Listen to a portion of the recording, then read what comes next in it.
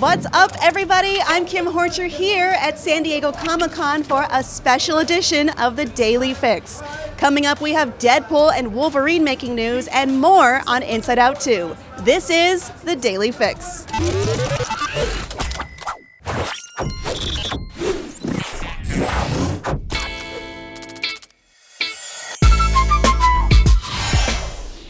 Presented by Universal Orlando Resort.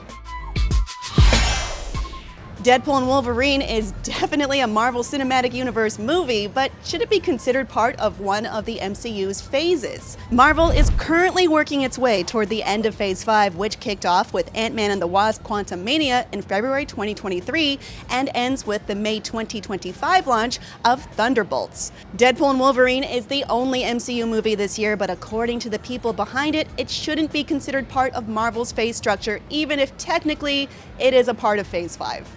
In a recent interview with IGN, director Sean Levy said Deadpool and Wolverine is, quote, not part of any phase that I know of. Levy said, quote, we very intentionally did not want to make a Marvel movie that is a commercial or set up for the next Marvel movie. So we are not part of any phase that I know of. We acknowledge the antecedents, we respect the legacy that we're inheriting, but our goal was to do a self-contained story. As for whether these characters move on from here, time will tell, but I'd sure love to see it, and I'd also love to be part of it. We then put this to Feige himself in a follow-up interview. Feige insisted Marvel is sticking with the phase system and that Deadpool and Wolverine is a part of it, but that the film shouldn't be thought of in this way. He said, quote, phases have always simply been the point in time in which the project's made, and this movie is very much, as you've already referenced with Deadpool, discussing the current state of the MCU, very much of its time, of where we are in the phases. So I would say it's in there, but that's sort of beside the point when it comes to Deadpool and Wolverine.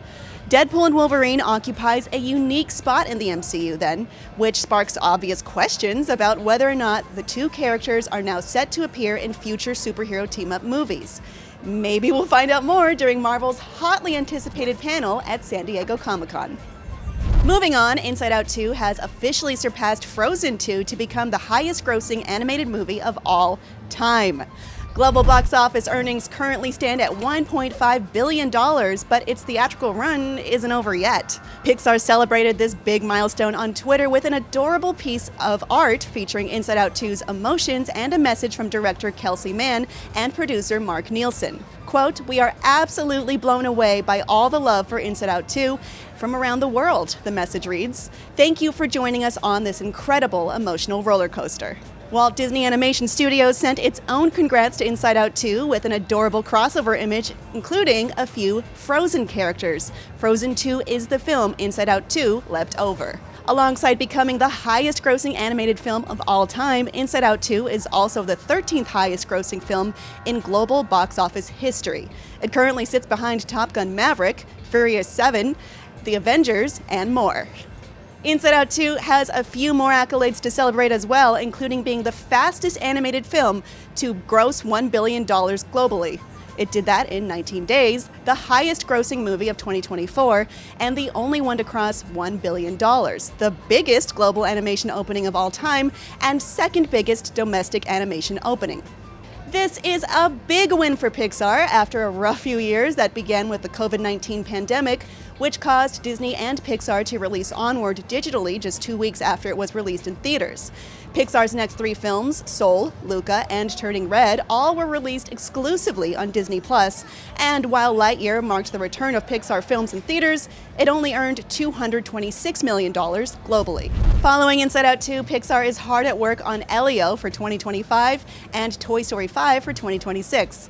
Pixar president Jim Morris also said the studio plans to make 3 movies every 2 years and put a bigger focus on existing franchises like The Incredibles and Finding Nemo going forward. And that is your entertainment fix for Thursday, July 25th. Make sure to tune in to our Comic-Con coverage all weekend long. I'm Kim Horcher, and for all your movie and TV news, stay tuned to IGN.